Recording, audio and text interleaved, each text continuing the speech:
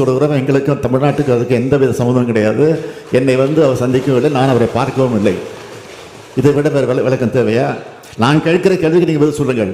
இது குறித்து நாடாளுமன்றத்தில் இன்றைக்கு இருக்கக்கூடிய எதிர்க்கட்சிகள் எல்லாம் ஆளுங்கட்சியை பார்த்து பிஜேபி ஆட்சியை பார்த்து இது விசாரணை குழு அமைக்கப்பட வேண்டும் என்று கோரிக்கை வைத்துக் கொண்டிருக்கிறார்கள். அதை ஆதரித்து பேசுவதற்கு நீங்கள் தயாராக இருக்கிறீர்களா? இதுதான் நான் எதிர்பார்க்கக்கூடிய.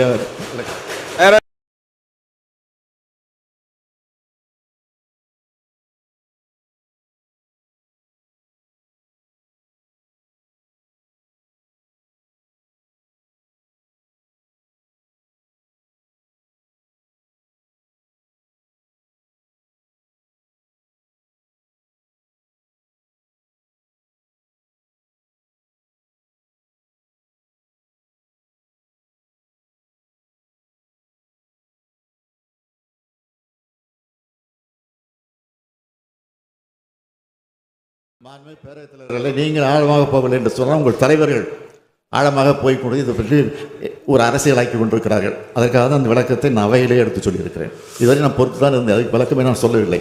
உரிய அமைச்சராக இருக்கக்கூடிய செந்தில் பாலாஜி தான் அதுக்குரிய விளக்கத்தை இருந்து கொண்டிருந்தார்கள். ஆனால் இன்றைக்கு அவர் இல்லை. அதனால தான் நான் எழுந்து இந்த விளக்கத்தை உங்களுக்கு சொல்லியிருக்கிறேன்.